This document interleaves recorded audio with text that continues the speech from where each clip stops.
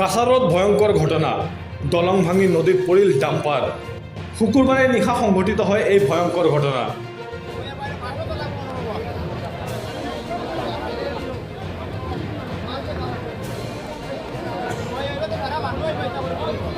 কাছাৰ জিলাৰ ভাগা চেৰখান অঞ্চলত শুকুৰবাৰে নিশা দলং ভাঙি দুখন শিল ভৰ্তি ডাম্পাৰ নদীত পৰে।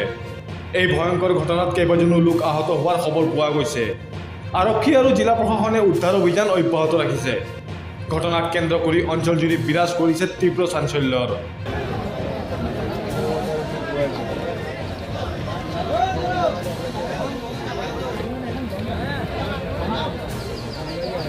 বাইপাস রোড হচ্ছে ওই দিক থেকে যারা আসবেন তারা বিদ্যারতনপুর হয়ে জীবনগ্রাম হয়ে ধলাই রাস্তা আসবেন, তাছাড়া নো অল্টারনেটিভ।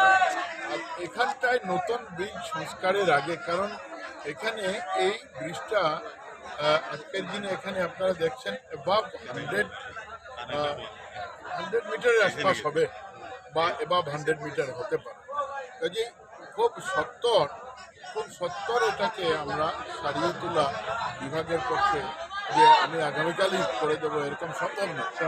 কাজে এটার বাইপাস রোড একমাত্র যেটা এটার পাশ দিয়ে যে রাস্তাটা গিয়েছে, যেটা জীবনগ্রাম হয়ে হয়তো বিদ্যারতনপুর হয়ে যেতে পারেন, আর না হলে টিলানগর হয়ে গিয়ে জীবনগ্রামের রাস্তা হয়ে যেটা ভুবনডোর বাগান এবং ধলাইকে সংযোজিত করেছে, এই রাস্তায় অল্টারনেটিভ রোড।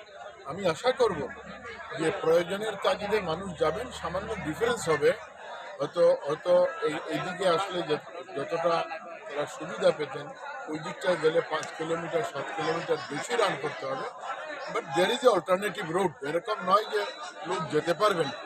এই অঞ্চলের মানুষ ধলাই হসপিটাল যেতে হলেও টিলানগরের রাস্তা হয় জীবনগ্রাম, এগুলো ভালো রাস্তা আপনারা দেখছেন, টিলানগরের রাস্তা হয় জীবনগ্রামের রাস্তা হয় ধলাই হসপিটাল বা শিলচর বা অন্যত্র যাওয়ার ব্যবস্থা আছে। আৰু খেৰখানৰ ৰোডৰ ওপৰত ৰুকনি নদীৰ ওপৰত এটা ব্ৰিজটো আজি সন্ধ্যাৰ সময়ত 3খন লৰি, এখন লৰি চিমেণ্ট বুজাই 12 চকীয়া লৰি আৰু 2টা টেম্পাৰ পাথৰ বুজাই 2খন লৈ ব্ৰিজখন ভাঙি গৈছে। এইটো মিজোৰাম চেৰখানৰ বাগাবজাৰৰ পৰা, মানে আসামৰ পৰা মিজোৰামত যোৱাৰ একমাত্ৰ ব্ৰিজ, একমাত্ৰ ৰাস্তা। আজি 20 বছৰমান হৈছে এই ব্ৰিজত অবৈধভাৱে পাৰ্কিং সদায় চলি থাকে।